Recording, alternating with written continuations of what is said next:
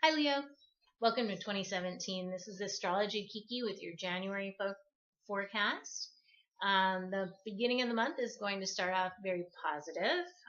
You're definitely going to have to make an effort, though, to take advantage of those positive aspects. Um, it's a time where you probably won't want to just sit back and try to let things fall in your lap because they may not. But if you go out and make an effort, you could find that you're very productive this month. And that's particularly true in the first week of the month. But your focus will be on the fifth, sixth, and eighth house. So I want to caution you because you do have one of the houses that is your focus is a money house, and because of some of the aspects towards the end of the month, just be careful. And I'll go into that a little bit later. But your fifth house is the house of fun and romance and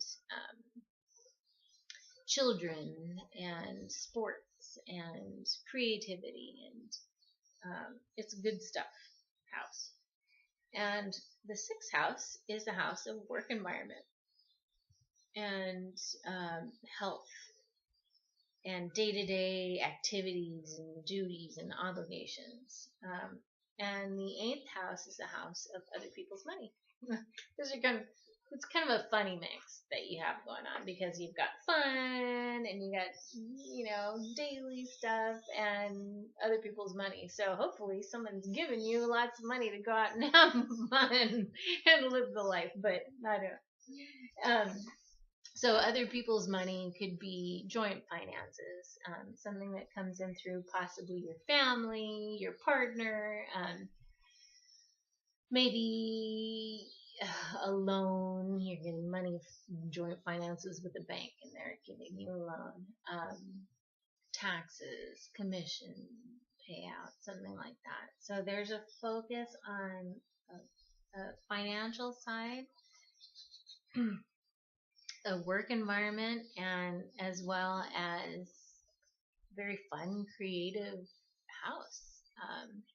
So whatever it means in your life, how they're all kind of coming together. Again, initiative is the kind of the theme in the very beginning of the month.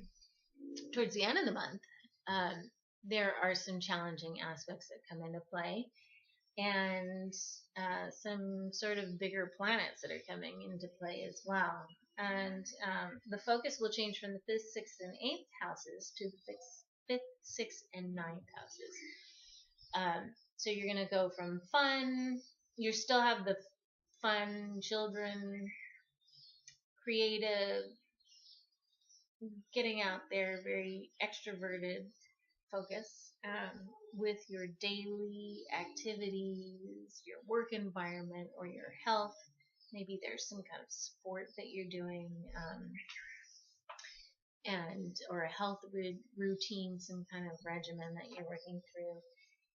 But towards the end of the month, the focus is also going to be on the ninth house, which is the house of travel, distance related travel, overseas, international type of travel, dealing with foreigners, legal matters, and as well as higher education. So with these, gosh, maybe you're going back to school. Maybe you're deciding to get another degree and your work environment is now a university. Could be very fun. That could incorporate the fun part. Um, but it maybe something to do with your child. Maybe your child's going away to college, or or even a sport. Uh, maybe you're getting involved with a sport that has to do with some kind of university or higher education institution. Now, the challenge towards the end of the month comes in the form of a few different planets here. You're looking at Uranus, which is the planet of surprise, Neptune, which is the planet of clouded thinking, unclear thinking, and Saturn, which is a taskmaster. It wants to teach you lessons. It wants you to be conservative and smart about what you do. And so if you're throwing those into the mix, it's definitely, there are positive and negative aspects here. So I don't see it as being a super long-term issue, or something that you can't overcome the obstacles. But you're looking at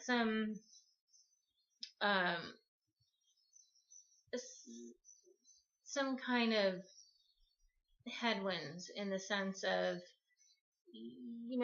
surprises, especially when you have that 8th house focus of other people's money. Surprises aren't necessarily what you want when you're dealing with finances. Neptune, cloudy vision, isn't really something you want to deal with when you're looking at finances.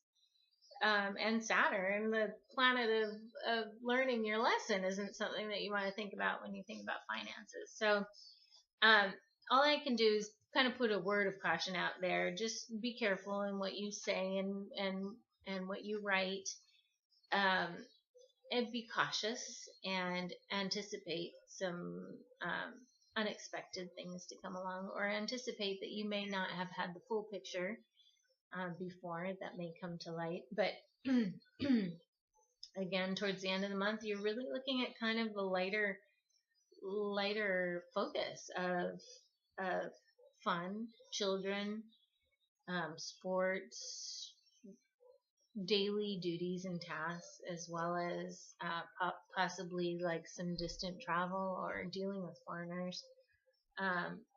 So again, expect some surprises, but it should be a pretty productive time. Now, towards the middle of the month, there's a full moon in your 11th house. Full moons signify the end of something, and they're usually pretty emotional. Your 11th house is a house of acquaintances, organizations, committees, networking, people that you see, possibly not super close, but you communicate with. And sorry, because of my drapes. And so a full moon, the end of something could mean that you are no longer maybe participating in that anymore. It's come full circle, and it's time to move on to something else. And so there's some kind of networking or group that you belong to that now you're going to kind of move on and do something else, or maybe move on to another group, or acquaintances that maybe have run their course, and you're not necessarily interested in participating in whatever it is that you did with them. But this doesn't always affect everyone as strongly. Depending on the degree in your birth chart, it could very strongly affect you, or it could really be insignificant. So just keep that in mind. It's possible. The new moon at the end of the month is in your 6th house. Your 6th house is the house of work environment. It's a big focus of your month. So it could also be health. Maybe you're going to start a new health regime, a health routine, January. So maybe you're making those New Year's resolutions and getting out there and getting healthy. And the new moon would be a perfect time to take advantage of that initiative. But it's closely tied into Pluto, which is a planet of rebirth. So a really good time if you're planning on getting out there and getting healthy. Pluto can really help you start anew and give you that boost.